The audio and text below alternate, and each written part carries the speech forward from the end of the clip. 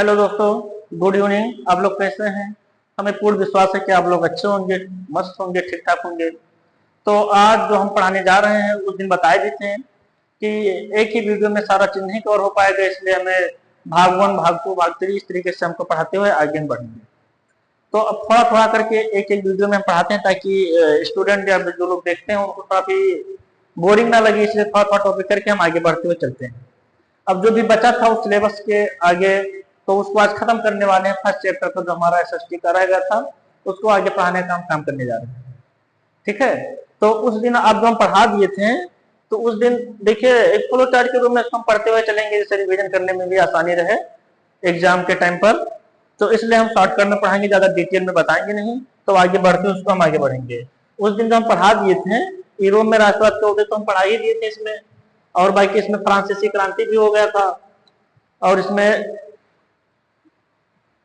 राष्ट्र की भावना की रचना भी हो गया था, और इसमें हम नेपोलियन तक भी पढ़ा चुके थे। इसमें चल रहा है, नेपोलियन तक भी हमने पढ़ा चुके थे इसमें। अब आगे इसको थोड़ा सा 1 मिनट थोड़ा माइक चेक कर ले, चल रहा है कि नहीं चल रहा है? चल रहा है। तो अब आगे नेपोलियन के बारे में हमने बता दिया था। अब हमें आगे कहां तक जाना है? उदारतावाद भी हम पढ़ चुके थे इसमें, वियना की संधि से। तो अब वियना की संधि क्या होता है इसको समझते हुए हम आगे बढ़ेंगे। तो विस्तार पूर्वक इसको समझते हुए हम आगे बढ़ने की कोशिश करेंगे। वियना की संधि क्या है? देखिए, वियना जो हमारा जगह का नाम है वियना, तो वियना जो है, ये पेन बदल लेते हैं थोड़ा सा, इसमें रखते हैं इस कलर को पेन। तो जो वियना हमारा है ये ऑस्ट्रिया की राजधानी है। और ये संधि क्या है, संधि साइन क्या होता है? तो आप याद करें, दोबारा याद करें कि जब वाटरलू की लड़ाई हुई थी, नेपोलियन को हराया गया था 4 देशों के द्वारा, प्रूसिया, ऑस्ट्रिया, प्रूसिया, जैसे हम प्रेत द्वारा बताए थे,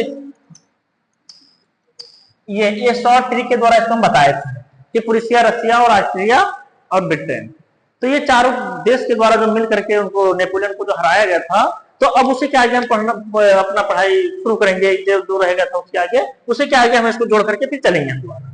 तो वियना की संधि, पहले हम समझ लेते हैं कि वियना की संधि पर क्या ऐसा हुआ, क्यों संधि कराया गया वियना की। तो देखिए, जब किसी से जब लड़ाई होता है, युद्ध होता है, युद्ध में जो अगला व्यक्ति जब पराजित हो जाता है, हार जाता है, तो उससे सारे चीजों का डिमांड की जाती है जो हमारे लायक है, जिसके लिए हम युद्ध कर रहे थे। तो उसमें डिमांड ये होती है कि साइन संधि इसलिए होती है कि एग्रीमेंट होता है, उसमें सिग्नेचर होता है, जो हम कहेंगे वो उनको करना पड़ेगा, जिसको हरा देंगे उनको करना पड़ेगा। तो अब नेपोलियन के बीच में और वियना की संधि होती है। वियना राष्ट्रीय की राजधानी, तो वियना एक कैपिटल जो पड़ता है उसी में वहां पर संधि होती है। तो प्रेत के देश वाले इकट्ठा बैठते हैं और नेपोलियन भी वहां बैठते हैं, तो दोनों के बीच में साइन संधि होती है। तो संधि में क्या होता है उसको हम देखेंगे। इसमें प्रमुख बिंदु क्या है? 1815 में यह संधि की गई थी, प्रेत देशों के द्वारा हस्ताक्षरित। ठीक है, अब प्रेत देशों के द्वारा हस्ताक्षरित कर दिया गया था, तो इसमें हम बताए थे प्रेत के द्वारा रसिया, प्रूसिया, रसिया, ऑस्ट्रिया और ब्रिटेन, ये 4 देशों के बीच में संधि हुई थी। अब इसी के साथ साथ इसका नेतृत्व करने वाला था ऑस्ट्रिया के जो मंत्री हैं, या हम कह देंगे या कह सकते हैं इसमें कि इसका जो नेतृत्व करने वाला जो ड्यूक मेटरनिच है, ड्यूक मेटरनी ने इस संधि का नेतृत्व कर रहे थे या अध्यक्षता कर रहे थे। ठीक है, अब आगे बढ़ते हुए इसमें हम चलेंगे कि मुख्य बिंदु इसका क्या है, निर्णय इसमें क्या था। तो अब देखिए, अब फिर से क्या करूं कि 1789 में बुर्बोन राजवंश थी, उसके बाद वहां पर क्रांति हुई, फिर वहां पर क्या आया, फिर लोकतंत्र आया। लोकतंत्र के बाद फिर नेपोलियन साहब 1799 और 1804 के बीच में, 1804 कह सकते हैं, 1799 से 1804 किसका अधिपत्य हुआ? नेपोलियन का। अब यहां पर देखिए, जब नेपोलियन क्या हुआ, तो नेपोलियन को कब से? 1815 में वाटरलू की लड़ाई में फिर पराजित कर दिया जाता है। तो जब पराजित कर दिया गया, तो फिर से वही रूढ़वादी बुर्बोन फिर से दोबारा आ गए। जो लुई 16 के बारे में पढ़े, तो वही नस्लें फिर से दोबारा आ गई। तो इसमें जो बुर्बोन थे, तो इसमें रूढ़वादी की जीत होती है। बुर्बोन क्या चाहते थे कि हमेशा वही पुरानी परंपराएं चलती रहे और पुराने ख्यालात में लोग लीन रहे और जो पुरानी चीजों को हम फॉलो करते रहे। हमेशा वो स्वतंत्रता नहीं चाहते थे, वो राजशाही पर ही विश्वास करना चाहते थे। उनको पुरानी ही चीजें सबसे अच्छी लगती थी कि जैसा थी वैसे बनी रहे, हमेशा हम मॉडर्न में जीना नहीं चाहते हैं। तो वही जो रूढ़वादी ही होते हैं, जो पुरानी परंपराओं पुराने ख्यालात में वो मस्त रहते हैं। तो ये रूढ़वादियों का क्या हो जाता है, जीत हो जाती है। क्या हो जाती है, जीत हो जाती है। अब रूढ़वादियों की जब जीत होती है तो फ्रांस की सीमाओं पर कई छोटे छोटे राज्य बनाए जाते हैं। राज्य इसलिए बनाए जाते हैं, उस वीडियो में भी हमने बताया था कि फ्रांस के छोटे छोटे जो देश बनाए जाते हैं, तो फ्रांस के सीमा के चारों ओर बनाए जाते हैं। जैसे हम कहते हैं कि ये हमारा क्या है, ये फ्रांस देश है। तो अलग अलग, जैसे बेल्जियम हुआ या फिर इटली हुआ, ऑटोमन साम्राज्य हुआ, मतलब अलग अलग सारे देश इसलिए बनाया जाता है कि फिर फ्रांस विस्तार थोड़ा सा ना कर पाए, जो उसका नीति था नेपोलियन को, फिर भविष्य में कोई आकर के इस तरीके से काम ना कर सके इसमें। तो यहाँ पर अलग अलग छोटे छोटे देश बनाए गए और उसमें क्या हुआ, अब वही साइंस जो संधि होता है, इस संधि में यही समझौता हो रहा है, साइंस संधि हो रहा है, सिग्नेचर हो रहा है कि ये सब चीजें इस पर हम लागू करेंगे। तो अब देखिएगा यहाँ फ्रांस की सीमाओं पर क्या किया गया, छोटे छोटे राज्य बनाए गए। अब उसके बाद जर्मन परिसंघ में कोई बदलाव नहीं किया गया।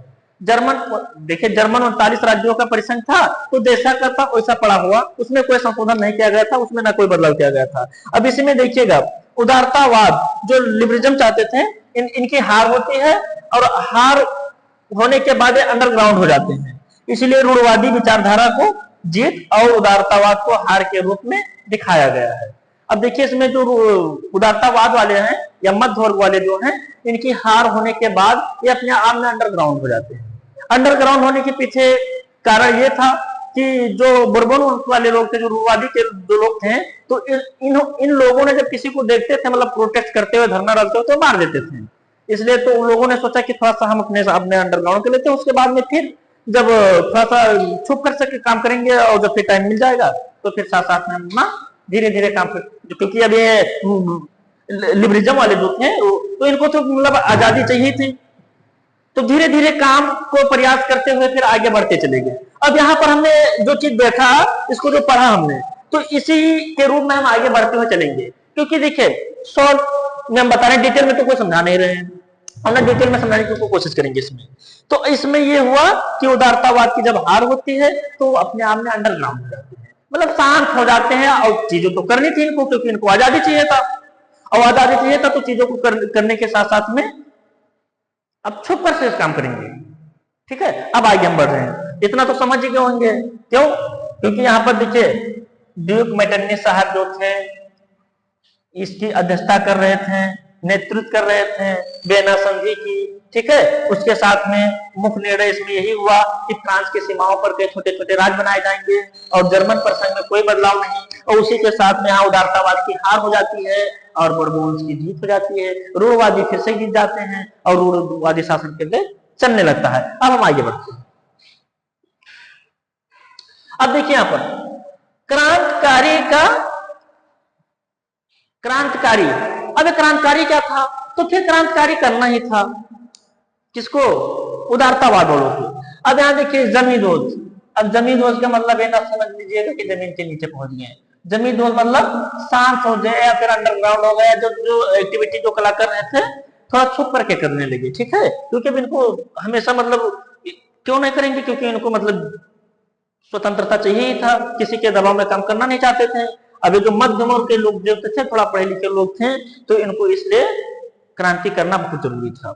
तो अब यहाँ पर क्या होता है, उदारतावाद वाले क्या करते हैं, एक सेक्युलर सोसाइटी बनाते हैं। क्या बनाते हैं, एक सेक्युलर सोसाइटी। और इस सेक्युलर सोसाइटी का मेन उद्देश्य ही था कि जो गरीब लोग हैं या और बाकी जो समाज है उनको मतलब अवेयरनेस करना, जागरूकता फैलाना, चुपके से जागरूकता फैलाना, और ताकि बुर्बोस वाले न जान पाए। ऐसे धीरे धीरे अपना जागरूकता फैलाते चले गए। उसके बाद अगर इसमें कोई सबसे फेमस जो व्यक्ति है, सबसे फेमस जो आदमी है, जियोसेपे मोत्सिनी साहब, ये सबसे फेमस व्यक्ति हैं सेक्युलर सोसाइटी के। इनका बहुत बड़ा हाथ रहा है सेक्युलर सोसाइटी बनाने में। ये कहाँ के व्यक्ति हैं, तो ये इटालियन क्रांतिकारी हैं और इनका जन्म जनेवा में हुआ था 1807। तो जियोसेपे मोत्सिनी साहब सेक्युलर सोसाइटी के सबसे मेन और फेमस व्यक्ति थे। इन्होंने दो जगह अपना सेक्रेट सोसाइटी बनाया था, एक बर्ने में एक मार्सिया में। तो सबसे पहले हमारा यंग इटली और यंग यूरोप में। तो जो यंग यूरोप और यंग इटली में दो जगह है अपना सेक्रेट सोसाइटी बनाया। इसका काम ही था कि राजशाही का विरोध करें और लोकतांत्रिक सिद्धांत का समर्थन करें, क्योंकि हमेशा लोकतंत्र चाहते थे, एकदम एक गणतंत्र चाहते थे, क्योंकि यहाँ पर रिपब्लिक चाहते थे। इसलिए तीनों पर फोकस करते हुए सेक्रेट सोसाइटी का उन्होंने बनाते हुए आगे बढ़े। ठीक है। तो अब जो जोसेफी मोसिनी साहब थे, इनके कार्यों से बहुत लोग प्रभावित हुए। कितने लोग प्रभावित हुए? इनकी अनुसरण कितने लोग करते चले गए? जर्मनी के लोग, फ्रांस के लोग, स्विट्जरलैंड के लोग, पोलैंड के लोग, ऐसी कई सीक्रेट सोसाइटी बनना शुरू हो गई। ठीक है। तो अब आगे हम बढ़ते हैं। देखो जल्दी जल्दी पढ़ते चलेंगे, अगर नहीं समझ पाएगा तो दोबारा इसको हम समझाने की कोशिश करेंगे। अब आगे हम बढ़ रहे हैं। ठीक है। ठीक है। अब क्रांति का युग जो है कहां से कब तक चल रहा है? तो अब अभी तक क्या पढ़ रहे थे? देखो एक चीज हम समझाने की कोशिश करेंगे कि क्रांति का युग कब से कहां तक, तो अभी आगे वाले क्लास में बता देंगे। तो देखिए ये तो वो लगा दिया था जो जर्मनी और इटली, जो अपना इटली है, पोलैंड है और अपना जो फ्रांस है, ये सब मतलब रूढ़वादी और उदारतावादी के बीच में तो झगड़ा होगा, क्रांति उन्हीं के बीच होगा, क्योंकि उदारतावाद वालों को न्याय चाहिए था, स्वतंत्रता चाहिए, लोकतंत्र, फ्रीडम चाहिए था इनको कि गणतंत्र होना चाहिए, और उग्रवादी चाहते नहीं थे। तो दोनों के बीच में कलेश होना ही होना है, लफड़ा होना ही होना है। आगे बढ़ो। अब फ्रांस में जुलाई क्रांति, कि फ्रांस में जुलाई की क्रांति 1830 में। जुलाई क्रांति का नाम क्या है? जुलाई में हुआ था, सीधी सी बात, जुलाई क्रांति में कहा गया इसको, उसमें बाकी कुछ नहीं है। तो फ्रांस में पहला उथल पुथल 1830 में उदारवादी क्रांतिकारियों ने बोरबोन के राजाओं को उखाड़ कर और संवैधानिक राजतंत्र की स्थापना हुई। नया राजा बना लुई फिलिप। अब देखिए इधर, अब जोड़ते हुए चलिएगा। हम सबसे पहले बताए थे आप लोग को कि 1789 में क्या हुआ? क्रांति हुई। क्रांति हुई, फिर उसके बाद यहां के जो राजतंत्र था इसको खत्म किया गया था, राजा को समाप्त किया गया। फिर यहां पर लोकतंत्र आया। क्या आया? रिपब्लिक। रिपब्लिक हुआ। रिपब्लिक होने के बाद 1799 या कह सकते हैं 1804 नेपोलियन का राज आया। नेपोलियन का अधिपत्य था फ्रांस पे। अब नेपोलियन को 1815 में खत्म कर दिया जाता है। कब? 1815 में नेपोलियन को समाप्त कर दिया जाता है, मतलब हरा दिया जाता है वाटरलू की लड़ाई में। अब 1815 में जब हारा था तो फिर से बोर्बोवंश आ गया। अब जब फिर से बोर्बोवंश आया 1815 में, जब 1815 में बोर्बोवंश आया, वही रूढ़वादी लोग जब आए, तो इसके बाद 1830 में फिर से उथल पुथल हो जाता है, जो अब पढ़ रहे हैं।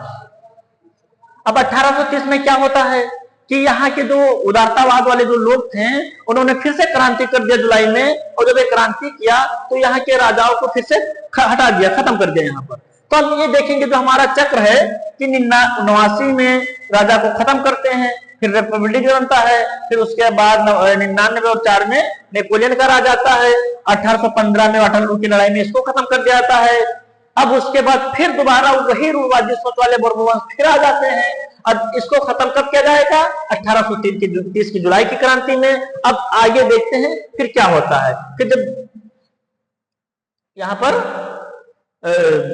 लुई फिलिप, अभी 1830 में कौन बनेगा यहां पे? Louis Philippe. ठीक, अब इसके बारे में पढ़ेंगे।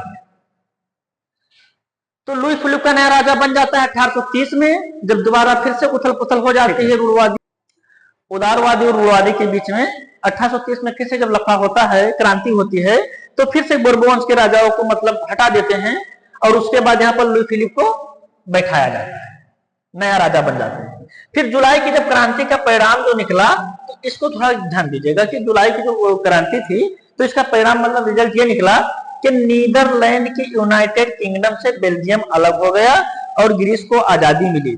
ठीक है। अब नीदरलैंड से जो बेल्जियम अलग हुआ था, अभी हम बताए थे यहाँ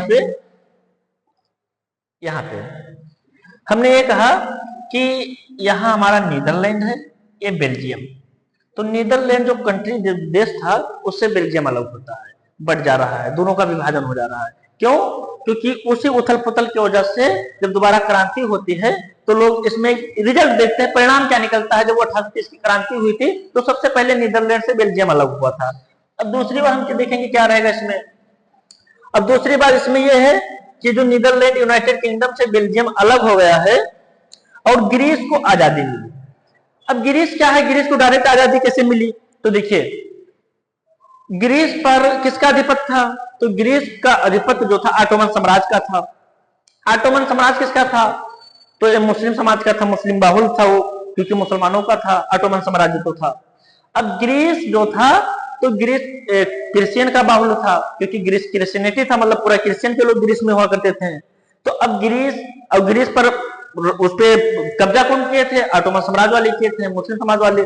तो इस पे जब क्रिश्चियनिटी वाले भी उस पे मतलब जब आंदोलन किए, क्रांति किए, तो उसको भी आजादी मिल जाती है। तो इसी को कहा गया इंग्लिश में कॉन्स्टेंटिनोपल की संधि या ट्रीटी ऑफ कॉन्स्टेंटिनोपल, हिंदी में जिसको कुस्तुतुनिया। तो एक कुस्तुतुनिया की संधि हुई जिससे ग्रीस को आजादी मिलती है और नीदरलैंड से यूनाइटेड किंगडम अलग होता है, मतलब बेल्जियम अलग हो जाता है। तो ये जो अपना परिणाम इससे मिलता है, जो 1830 की क्रांति जो हमारी होती है। ठीक है, हम आगे बढ़ रहे हैं। देखिए अब इसमें थोड़ा सा देखिएगा कि राष्ट्रवाद की जो भावना है केवल युद्ध और विस्तार के कारण ही नहीं होती है। केवल युद्ध करने से हमें मतलब राष्ट्रवाद नहीं बन पाते हैं, या हमें जीत नहीं मिलते, या केवल हमें विस्तार करने से हम राष्ट्रवाद हमारे अंदर नहीं आती है। उसका और कोई कारण है, जैसे पोएट्री, पोएट, कवि, सॉन्ग, झंडे या और बाकी लोक कथाएं, जो सारे सांस्कृतिक जो हमारे आंदोलन हुए, इससे कहीं ना कहीं हमारे अंदर राष्ट्र की भावना सबसे जगी और उससे लोग जुड़ करके लोग विरोध किए, साथ क्रांति किए और उनको आजादी मिली। ठीक है, तो राष्ट्रवादी भावना और रोमांचक परिकल्पना से ही कहीं ना कहीं सबसे ज्यादा इसका बहुत बड़ा रोला रहा है कि रोमांटिसिज्म जो होता है, अब वाला रोमांटिक नहीं समझिएगा, एक रोमांटिसिज्म दूसरा। तो ये रोमांचक जो परिकल्पना है, रोमांटिसिज्म है, इसकी वजह से समझ लीजिए ये सांस्कृतिक आंदोलन हुआ जिसमें बहुत सारे भाषाई के आधार पर या कविता या पोइट्री या सॉन्ग या जो भी कीर्तन भजन, जो भी जिस समाज से लोग जुड़े हुए थे, वो झंडे या हमारे राष्ट्रीय गीत लोग, इससे कहीं ना कहीं लोगों के अंदर और पनपी सबसे ज्यादा राष्ट्रवादी का भावना। तो इससे बहुत ज्यादा बढ़ावा मिला। अगर क्योंकि केवल युद्ध करने से और विस्तार करने से हमें आजादी राष्ट्र भावना के रचना कर लेते हैं, इसमें हमारे अंदर कूट कर हमारे अंदर भर जाती, तो ये नामुमकिन है। इसके साथ साथ और बाकी जो चीजें थे ये सबसे इंपॉर्टेंट चीजें इसमें थे, इसकी वजह से लोग और जुड़े और साथ में विरोध के संघर्ष के। ठीक है, आगे बढ़ते हैं। भूखमरी और कठिनाइयां और लोगों का विरोध। देखिए अभी हम 30 में लुई फिलिप को बनाए थे, अब उसके आगे देखिएगा कि क्या होता है कि 30 में जो बनाए थे लुई फिलिप को और 1848 तक, इसमें क्या होता है 1848 में कि फ्रांस में 1848 में बहुत बुरा जो साल होता है, उसमें भोजन की कमी पड़ता है, अकाल पड़ जाता है, भूखमरी पर लोग आ जाते हैं, बेरोजगार एकदम चरम सीमा पर था, लोग बेहाल हो गए, बहुत परेशान हो गए, जिसकी वजह से लोग पेरिस की सड़कों पर उतर गए। ठीक है, और जब पेरिस की सड़कों पर उतरे तो विरोध इतना जबरदस्त था कि लुई फिलिप को वहां से पलायन करना पड़ा, भागना पड़ा, क्योंकि लुई फिलिप को बैठाया गया था। ठीक है, 30 में जब 30 में लुई फिलिप को बैठाया गया था तो उसको वहां से फिर भागना पड़ा। ठीक है, अब यहाँ पर एक नेशनल असेंबली ने प्रजातंत्र की घोषणा कर दी, जिसमें 21 साल से ऊपर के सभी वयस्क पुरुषों को मतदान का अधिकार दे दिया गया, लोगों को काम का अधिकार देने की घोषणा की गई और राष्ट्रीय कार्यशाला बनाई गई जिससे लोगों को रोजगार मिल सके। बात समझ में आई कि 18 से या उससे प्लस जो आगे है, मतलब इसमें सारे लोगों को मतलब एक मत देने का अधिकार दिया गया 21 से प्लस, और लोगों को काम का अधिकार भी दी गई, साथ में राष्ट्रीय कार्यशाला या नेशनल असेंबली का भी स्थापना की गई, निर्माण किया गया जिससे, और उनको फिर नया सवेरा का कामना किए दोनों लोग मिलकर के अच्छे से। ठीक है, अब आगे बढ़ते हैं।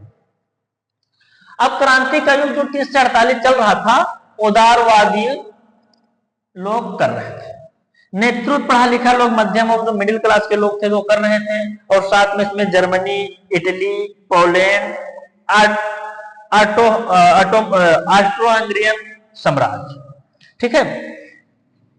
ऑस्ट्रो हंगरियन साम्राज्य जो है और पोलैंड, इटली और जर्मनी, ये 4 देश के लोग इसका उदारवादी की क्रांति मतलब 4 देश के लोग कर रहे थे इसमें, ठीक है।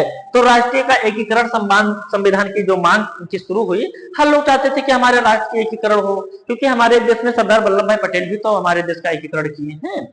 क्यों? क्योंकि सरदार वल्लभ भाई पटेल भी हमारे देश के एकीकरण किए हैं। अब इस एकीकरण में मांग यही थी कि एक प्रॉपर हमारे देश में संविधान हो, उस संविधान के अंतर्गत लोग काम करें। तो राष्ट्रीय एकीकरण और संविधान की मांग शुरू हुई और संसदीय प्रणाली हो, जो पार्लियामेंट सिस्टम हमारे देश में हो, क्योंकि हम लोग का सबका हक हो कि संसद में जो बैठे लोग हैं, सरकार जो भी है, तो हम लोग का यह हक हो कि उनसे हम क्वेश्चन करें और जवाबदेही हो, हमारा उन पर पूरा हक हो, क्योंकि हम चुनकर कर भेज रहे हैं वहां पर, वो हमारे लिए ही काम कर रहे हैं, हमारे लिए कानून बना रहे हैं, ठीक है। और हमारे लिए कानून बनाए हमको हमारे हित में बनाए, न कि हमारे अपोजिट दिशा में बनाए, ठीक है। तो हम सब का हक हो कि हमारे यहाँ पर एक प्रॉपर एक संसदीय प्रणाली हो, संसदीय पार्लियामेंट हो, जिसमें हम अपने प्रतिनिधि चुन करके वहां भेजें ताकि वो हमारे लिए काम करे, ठीक है। तो ये सब उनकी मांग शुरू होती है। अब आगे बढ़ते हैं।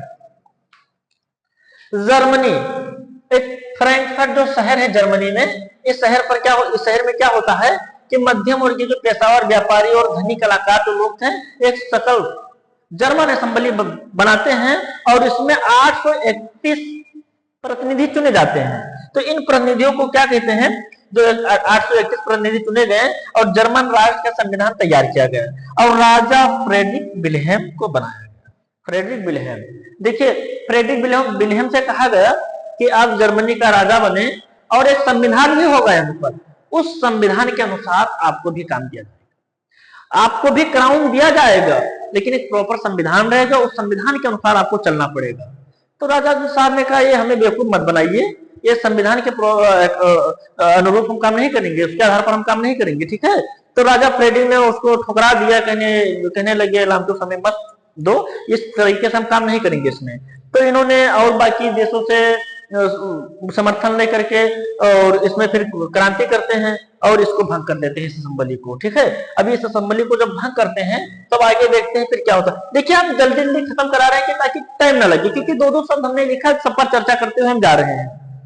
ये असेंबली जो 831 चुने हुए जो प्रतिनिधि थे, ये जर्मन राष्ट्र का संविधान तैयार किया गया इनके द्वारा। तो उसमें राजा फ्रेडरिक विल्हेम ने कहा कि इस तरीके से हम काम नहीं करेंगे कि क्राउन भी हमारे पास, उसके बाद संविधान द्वारा हम उसके अनुरूप काम करें, ऐसा हमारे लिए उचित नहीं, ठीक है। तो ये समझ लीजिए भंग हो जाता है। तो फिर वहां के लोगों ने कहा कि अब इन्होंने फिर क्रांति करवा देते हैं, इस युद्ध करवा देते हैं और उसको यहाँ से सब भंग कर देते हैं और बाकी राजाओं की मतलब समर्थन लेकर के फिर आगे बढ़ जाते हैं। तो इसमें ये कहा गया, देखा गया, रूढ़वादी ने कहा कि क्रांति एक बार होती है, क्रांति होती है फिर दमन हो जाता है, क्रांति होती है फिर दमन हो जाता है। तो दमन हो जाता है और ये इधर क्या थे, उदारवादी वाले थे, ये क्रांति करते थे, ये लोग दमन करते थे। तो इसमें रूढ़वादी वाले जो थे, वही सोच, पुरानी ख्यालात वाले, तो इसमें उदारवादी लोगों ने कहा, क्या कहा, सॉरी रूढ़वादी वालों ने कहा, क्या कहा कि अब हम राष्ट्रीयकरण हम करेंगे, अब राष्ट्र के निर्माण हम करेंगे। अब इनके जो वजह से एक राष्ट्र की मांग हुई, अब राष्ट्र का निर्माण ये करेंगे, क्योंकि रूढ़वादी वालों का कहना था कि फिर से क्रांति होती, दमन होती, क्रांति होती, दमन होती है। तो अब इससे अच्छा यही है कि अब राष्ट्र का निर्माण हम करेंगे, अब राष्ट्र की मांग हमारी होगी, प्रॉपर अब राष्ट्र निर्माण करेंगे, क्योंकि अब एक राष्ट्र की घोषणा हम लोग भी करेंगे इसमें। तो इसलिए फिर मामला आगे बढ़ जाता है, ठीक है। अब जर्मनी का जो एकीकरण होता है, अब इसको थोड़ा ढंग से सुनिएगा, ठीक है, ढंग से सुनने की कोशिश करिएगा कि जो ऑटोवान जो बिस्मार्क थे, ये क्या थे, पर्शिया के सीएम थे। क्या थे? सीएम, ये मुख्यमंत्री थे। अब जर्मनी का जब एकीकरण हुआ, 39 राज्यों का जो परिसंघ था, तो इसमें जो पर्शिया जो हमारा देश था, ये ताकतवर देश था और इस देश का सीएम कौन है? Otto von Bismarck. इनका बहुत बड़ा रोल आ रहा है। इस पर्शिया के जो ऑटोवन बिस्मार्क है, इनके द्वारा भी क्या क्या होता है अभी देखिएगा। और जर्मनी का जो ऑस्ट्रिया है, ज्यादातर हिस्सा ऑस्ट्रिया के पास था, जर्मनी का, ऑस्ट्रिया देश में। तो अब बाकी सुनिएगा इधर, अब ऑटो वन बिस्मार्क ने 3 युद्ध लड़े, ऑस्ट्रिया से, डेनमार्क से और फ्रांस से। ये 3 देश के खिलाफ युद्ध लड़ा इन्होंने 7 साल तक। तो इसको 7 ईयर वार बोलते हैं, 7 ईयर वार बोलते हैं इसको। जब 7 साल इन्होंने युद्ध लड़ा, वार किया, 7 ईयर वार, 7 ईयर वार से ये नाम से जाना जाता है, जो 3 युद्ध अलग अलग देशों से हुए। किसने किया? ऑटो वन बिस्मार्क साहब ने। तो पर्शिया के राजा विलियम प्रथम को जर्मनी का बादशाह घोषित किया गया। ठीक है, अब यहां पर हमने फ्रांस को भी आजाद करवा दिए, फ्रांस के साथ साथ में हमने ग्रीस को भी आजाद करवाया। अब ग्रीस अभी हम बताए थे ना,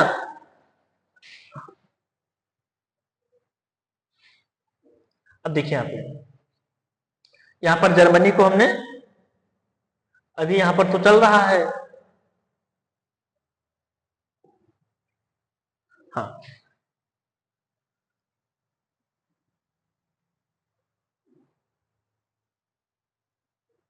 ठीक है, ठीक है, ठीक है, ठीक है। अब यहाँ फ्रांस को हमने आजाद करवाया, ग्रीस को आजाद करवाया, सीधे यहाँ जर्मनी को भी हमने आजाद करवाया। अब जर्मनी के बाद हम देखते हैं, आगे बढ़ते हैं इसमें। तो जर्मनी का पर्शिया के राजा विलियम प्रथम को जर्मनी का क्या किया गया? बादशाह घोषित किया गया, मतलब राजा उनको बनाया गया वहां पर। अब बढ़ते हैं, इटली का एकीकरण कर देते हैं, क्योंकि इटली में एकीकरण भी करना जरूरी है। तो ऐसे एक एक देश को शॉर्ट ट्रिक में बताते हुए बढ़ते हैं इसमें, कि राजा कौन था, कैसे क्या हुआ, किससे लफड़ा हुआ, किससे क्रांति हुई, कैसे कैसे क्या बढ़ते हुए आगे बढ़ रहे हैं। क्योंकि विस्तार पूर्वक बताएंगे तो आप स्टडी करिएगा, स्वयं रीडिंग करिएगा, उससे विस्तार पूर्वक समझिएगा उसमें। ठीक है, हम थोड़ा हल्का हल्के में बता रहे हैं, थोड़ा थोड़ा करके। तो 19वीं सदी के मध्य में इटली के 7 प्रांतों में बटा हुआ था, अलग अलग प्रांतों में क्या बटा था? इटली जो देश था अलग अलग प्रांतों में बटा हुआ था। तो अभी हम एक काम करेंगे, जैसे हम कह दें कि ये जो है, ऐसे मान लेते हैं इटली क्या है, ऐसे बना दिए हम, थोड़ा मतलब बना नहीं पाए हैं, लेकिन समझ लीजिए हमने बना दिया। अब जो इटली था हमारा, तो इसमें उत्तरी भाग जो था वो ऑस्ट्रिया के हैब्सबर्ग साम्राज्य के नियंत्रण में था। जो उत्तर का इटली हमारा था यहाँ का, ये किसके नियंत्रण में था? हैब्सबर्ग साम्राज्य के नियंत्रण में था। मध्य भाग के जो पोप के शासन में था, ये किसके शासन में था? मध्य भाग के पोप के शासन में था। अब पोप क्या होते हैं? तो पोप उनको कहेंगे जो ईसाई के जो गुरु होते हैं। जैसे कहते हैं हिंदू समाज में जो गुरु उनके होते हैं, पंडित जी होते हैं, तो ऐसे उनका पोप गुरु होते हैं। ईसाई या कहते क्रिश्चियनिटी के जो गुरु होते हैं, जो क्रिश्चियन के, तो उनके गुरु को क्या कहते हैं? पोप कहा जाता है। तो ये पोप का भी यहाँ पर इनका नियंत्रण था। और दक्षिण भाग के स्पेन के बोर्बोन और राजाओं के नियंत्रण में थे। जो दक्षिण एरिया था ये किसके नियंत्रण में था? ये बोर्बोन राजाओं के नियंत्रण में था। तो अब यहाँ पर बात ये होता है कि उनमें से एक जो सार्डिनिया, एक जगह का नाम है, ये जो सार्डिनिया, जो पिडमोंट जो अपना है, ये सार्डिनिया पिडमोंट पर किसका कब्जा था? इटालियन राज परिवार का शासन था। तो पिडमोंट का जो जगह था, जो वहां का जो स्थान था, उस एरिया का जो मतलब जिसका मतलब कब्जा था, किसका कब्जा था? इटालियन परिवार का वहां पर शासन था, समझ लीजिए कब्जा था, वहां पर अधिपत्य था। तो इस इटालियन राज परिवार का शासन कौन कर रहा था? इमैनुएल द्वितीय साहब कर रहे थे। इसका शासन कौन कर रहा था? इमैनुएल द्वितीय साहब। तो इमैनुएल द्वितीय साहब ने कहा, मुख्यमंत्री क्या थे? मुख्यमंत्री क्वेर साहब से कहा कि 1859 में फ्रांस की मदद लेकर और उत्तर भाग को तुम क्या करो? आजाद करो। तो उन्होंने फ्रांस की मदद समर्थन लेकर के और 1859 में क्वेर साहब ने क्या किया? ऑस्ट्रिया हैब्सबर्ग जो साम्राज्य के नियंत्रण में था उसको आजाद करवाया। फिर उसके बाद जोसेफ गैरिबाल्डी बहुत बड़े विक्रांतिकारी थे। इमैनुएल द्वितीय ने इनको कहा कि आप दक्षिण में उसको आजाद करवाइए, बोर्बोन राजाओं के जो नियंत्रण में था दक्षिण इटली, उसको आप आजाद करवाइए। तो इन्होंने भी जाकर के यहाँ पर, यहाँ के लोकल जो लोग थे, इनके समर्थन से इसको भी आजाद करवा दिया। बात समझ में आया? तो जब इधर आजाद मिल ही गई, आजादी इधर आजादी मिल ही गई, अब बचे बीच में पोप लोग, जो पोप के जो क्रिश्चियन के जो गुरु थे, इन्होंने सोचा कि जब दोनों तरफ आजाद हो ही गए हैं तो अब हमें तो वैसे ऑटोमेटिक छोड़ना पड़ेगा, वरना सब मिलकर के हमारे ऊपर हावी हो जाएंगे। तो इन्होंने ऑटोमेटिक ऐसे ही मतलब आजाद एकदम स्वतंत्र कर दिया, वो मध्य के जो भी भाग को थे ये स्वतंत्र कर दिए। तो अब आई होप समझ गए होंगे इतना कि मतलब जो हम समझाना चाहते थे इटली का एकीकरण कैसे हुआ, तो ऐसे ही हुआ। दक्षिण भाग में अपना बोर्बोन राजाओं थे, मध्य में जो पोप थे और उत्तर में क्या थे, हैब्सबर्ग साहब थे। तो एमएल द्वितीय साहब ने क्यूएर से यहाँ पर उत्तर में मतलब इनको आजादी के लिए कहे, और साथ में दक्षिण में गैरीबाल्डी साहब ने। ऑटोमेटिक फाइनली 1859 में उत्तर भाग वाले में मतलब क्रांति होता है। तो इस तरीके से इटली का एकीकरण किया जाता है। अब एमेनुएल द्वितीय साहब को यहाँ पर क्या किया जाएगा, तो अब यहाँ पर हमारी चीजों को जितनी भी पीपीटी थी हमारी यहीं पर समाप्त कर रहे हैं। अब शुरू करेंगे इसमें चैप्टर 2, भारत में राष्ट्रवाद का उत्तर, क्योंकि जल्दी जल्दी हम पढ़ा करके इसको खत्म कर दिया। इसमें कोई विशेष था नहीं, वही 2-4 लोगों का नाम बताना था कि किसका योगदान था, मतलब हर जगह पर हर देश में जो आजादी के लिए जो लड़ाई लड़े, जो क्रांतिकारी थे, इसमें कौन कौन राजा बने, किसको हटाया गया, किस किस सन में हटाया गया, फिर ऐसे करके ग्रीस में कैसे क्या हुआ, और इधर नीदरलैंड बेल्जियम में क्या हुआ, इटली में क्या हुआ, जर्मनी में क्या हुआ, और बाकी फ्रांस में कैसे क्या घटना घटा। तो सारी चीजों को हम समझते हुए प्रॉपर पूरे यूरोप के बारे में हम समझे। तो अब ये सब समझ करके हम पूरा मामला को खत्म कर दिए। तो अब कुछ उससे विशेष बचा ही नहीं है, क्योंकि इस तरीके से हमारा पढ़ाने का एक ही उद्देश्य था कि ऑब्जेक्टिव में जो भी चीजें पूछा जाता है तो उसमें ऐसे ही पूछा जाता है जो हम प्रॉपर अपना इसको क्या करेंगे, रिवीजन कर लेंगे फ्लो चार्ट के रूप में। देखिए शॉर्टकट में हमने बताया है, ये डिटेल में हमने समझाने की कोशिश नहीं किया है। तो इस तरीके से जब इसको हम फटाफट देख लेंगे चीजों को, इटली का एकीकरण करने में हम इतने में हमने एकीकरण कर दिया है। अभी किताब में पढ़ते तो 2-4 पन्ना पढ़ना पड़ता है आपको। इसी तरीके से अगर हम बता दें आपको क्या जर्मनी का एकीकरण कैसे हुआ, तो जर्मनी का एकीकरण लो काम खत्म ही इससे। 7 ईयर वॉर के नाम से जो जाना आता था, तो किसके बीच में कैसे हो, ऑटोमन बिस्मार्क साहब ने क्या क्या किया, फिर यहाँ के राजा विलियम प्रथम जर्मनी बन जाते हैं। तो इस तरीके से ऐसे हम करते हुए आगे बढ़ते चले गए हैं। फिर उसके बाद में यहाँ पर हम बताए थे तुम लोगों को कि जर्मनी का एक बार यहाँ पर जर्मनी में प्रयास किया गया था, जो असेंबली प्रतिनिधि जो बनाया गया था 831 लोगों में, लेकिन ये भ्रष्ट होता है, भंग हो जाता है। राजा साहब विलियम साहब ने क्या किया, आसपास के देश से मतलब समर्थन लेकर के थोड़ा सा उसको मतलब खत्म कर देते हैं। इस असेंबली को इन्होंने भंग कर देते हैं। इसलिए फिर दोबारा फिर असेंबली की तैयार होती है, असेंबली जिसमें उदारवादी लोग ने फिर करते हैं, फिर दोबारा आजाद होती है, मतलब इटली का भी एकीकरण करवाया जाता है। और क्रांति का युद्ध 1848 में हुआ था। इसमें क्या हुआ था, इसमें संसदीय पार्लियामेंट की मतलब सभा बनाई गई थी, जो बनकर के रेडी हो गया था। अब आगे विशेष में कुछ बचा हुआ नहीं, तो इसमें बताने की कोशिश करेंगे नहीं, क्योंकि अभी धीरे धीरे इसलिए बता रहे हैं कि ताकि चीजों को समझने में आसानी रहे। अब जल्दी जल्दी इसको रिवीजन करवाते हुए आगे बढ़ते हुए जाएंगे इसमें। और इसके बाद में भूखमरी कठिनाइयां और लोगों का विरोध फिर से शुरू हुआ। जब ल्यूई फिलिप को पलायन करना पड़ा, तो उसके साथ में राष्ट्रीय कार्यशाला बनाई गई, इससे लोगों को क्या हुआ, रोजगार मिल सके। ठीक है, अभी नेशनल असेंबली प्रजातंत्र की घोषणा फिर से कर दी गई जब लुई फिलिप को पलायन करना पड़ा। तो इसमें आगे फिर जब आते हैं तो इसके बाद जब क्रांति का युग बढ़ जाता है, तो यहाँ पर संसदीय पार्टी बना करके समझ लो कि पूर्ण रूप से अपना फ्रांस भी आजाद हो जाता है। यही सब चीजें इसमें होता। तो अब ये सब सारे शब्दों को हम दिखाना चाहते थे कि टोटल इतना इंपॉर्टेंट हमारा है इसमें, वरना पूरा चैप्टर पढ़ते रहो तो समझ में नहीं आएगा। तो हमें मेन लोगों से मतलब है, जो हमारे एग्जाम में जो आते हैं, जो हमेशा पूछा जाता है, जो ऑब्जेक्टिव में हो या दीर्घ उत्तरीय में भी पूछ लिया जाता है कि इन पे टिप्पणी करिए, इसमें क्या हुआ। तो अपने हिसाब से उसमें बना करके लिखना, या चीजों को पढ़ करके किसने क्या कैसे किया। अब उस आधार पर जब पढ़ाएंगे तो बहुत टाइम लगेगा। इसमें हम हेडिंग टू हेडिंग को उठा करके रखेंगे कि ये सन में क्या हुआ, किससे क्या मिला, किससे क्या नहीं मिला। तो ये ऑब्जेक्टिव के लिए भी आपका सरल हो जाएगा और टिक लगाने में, और सामने 1-2 नंबर में भी क्वेश्चन प्रश्न पत्र में पूछ लेगा कि विलियम हेनरी फ्रेडरिक क्या थे, फ्रेडरिक के बाद लुई फिलिप साहब कैसे पलायन कर गए, क्या उस समय चल रहा था, फिर से वहां पर कैसे लोग उथल पुथल मचाने लगे। ये सब चीजें करके आप अपने हिसाब से बना करके उसमें लिख सकते हैं। लेकिन कहने का मतलब हमारा ये है कि इसी आधार पर हम हर चैप्टर को ऐसे शॉर्टकट में पढ़ाते हुए चलेंगे, क्योंकि जब विस्तार पूर्वक एसएसटी को क्लास में पढ़ाते हैं, ऑफलाइन जब पढ़ाई होती है तो यहाँ होता है, और इस पे इसी तरीके से मतलब पढ़ते हुए चलना है हमको फ्लो चार्ट के रूप में। ठीक है, अब यहीं से अपना वीडियो विंडम कर मतलब समाप्त करते हैं और साथ साथ में खत्म करते हैं। तब तक के लिए जय हिंद जय भारत।